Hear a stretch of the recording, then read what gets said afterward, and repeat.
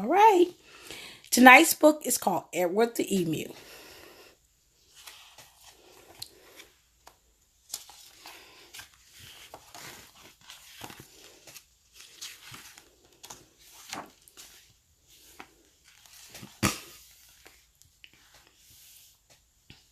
Edward the Emu was sick of the zoo.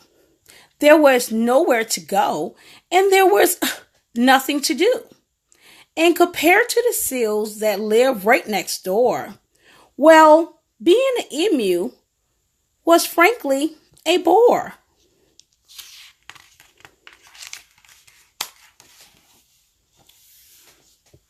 So that night when the zookeeper went home to bed, Edward jumped from the pen and he laughed as he said, "The seals are the best.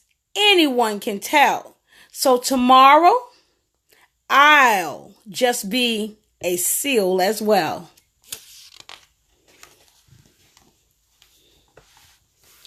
The next morning at 9, when they opened the zoo, the seals were swimming and Edward was too. He dived in the water and basked in the sun, and he balanced a ball on his beak just for fun. While Edward was really enjoying the day, till he overheard someone from behind the fence say, "The seals are always amazing, it's true, but the lions, the best thing to see in the zoo."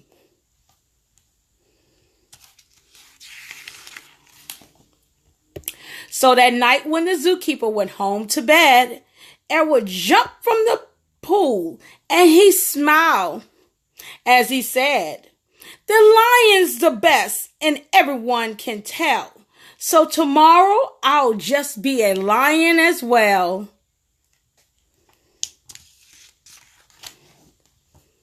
The next morning at 9, when they opened the zoo, the lion was roaring, "Roar!" And Edward was too.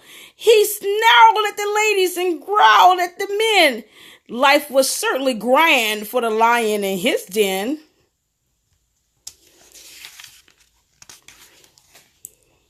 While Edward was having a wonderful day, until a man in the crowd had the gumption to say, "The lions are best, I shall always detest. The snakes, yes, the snakes are the thing that I like to see the best."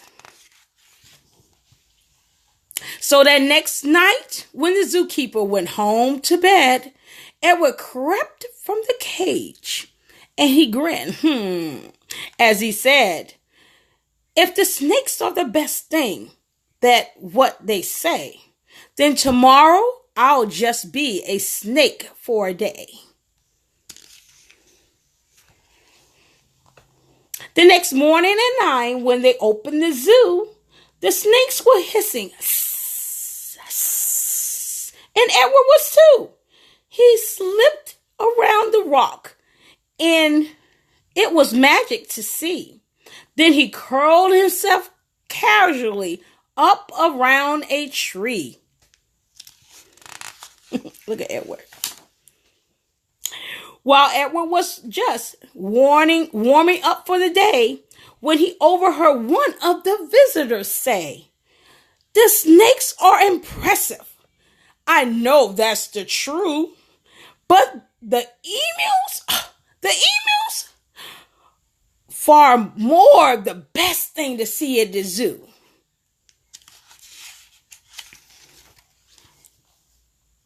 The emus!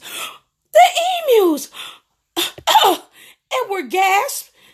"My goodness, that's me! That's me!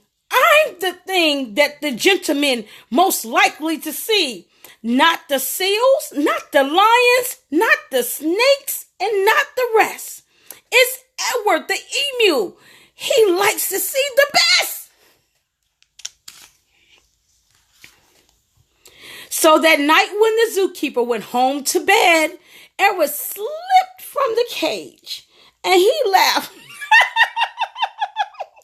as he said, if the emu's the best, then that's easy then.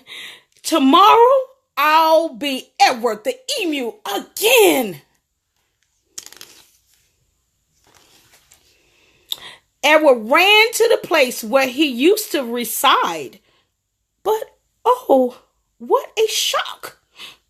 When he climbed inside, he found himself suddenly coming face to face with the emu they brought in to take Edward's place.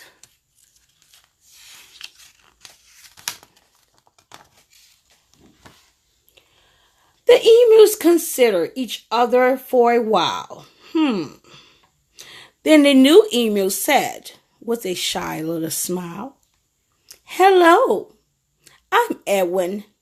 It's nice to meet you. You're the best thing I've seen since I came to the zoo." And that's the end of Edward the Emu. I love this book. I had this book for over maybe 15 years. I'm not sure, but we had it so long. My son was small when I gave him this book, and I just held on to it because I love Edward the Emu. And I read this to my children that comes through TC Academy, my grandkids. I done read this plenty of times to them, but I love this book. It shows us that we do not have to be like everyone else. God created us so unique and special, just like an emu. If you ever seen one at the zoo, they are uniquely made. They are big and they tall and got a slender neck. They got hair pointed all up in different areas. They look awkward, but they are uniquely made for God's purpose. And we all are. And we don't have to be someone else. Like Edward thought that maybe everybody would like him if he was the lion, as he was the seal, if he was the snake and all the rest of the animals in the zoo. But he found out just being himself was the best thing to be, because Edward was so uniquely made. God created us so wonderfully made. He made us so beautiful and created with special gifts and talents.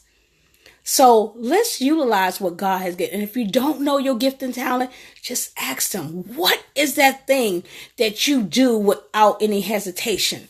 What is that thing that gives you joy when you do it? That is what God had blessed you with to create and to do. So I hope you enjoyed the story Edward the Emu, and I thank you all for tuning in. Thank you, Tamir. I love you too. And thank you, Taylor, for tuning in. Thank y'all so much. And those who are going to be joining me in the replay, please just post replay and don't hesitate to come back and listen to it again. I have plenty of stories in TC Academy that I have been reading on every Monday at 1 p.m. It's mostly for the smaller academy students in the home care academy, but you can always go back and do replay. But I want until tomorrow night at 7 p.m. where we're going to be reading another awesome story, and we're going to be starting our giveaways as well for our Christmas giveaway. So stay tuned with some of the stories. We might have a questionnaire or a drawing later on for if you have answered the question correctly, we'll draw your name out and see if you'll win our prize. But tonight, I wanted to start it off by sharing this awesome story. And I thank you so much for tuning in tonight, bedtime. Hey, you got a bedtime story tonight with Miss Nesbitt, here with Storytime with Miss Nesbitt. Thank you again for tuning in. Have a wonderful and blessed night, and continue to allow God to use you and to motivate you and to show your light through him. Have a wonderful night. God bless.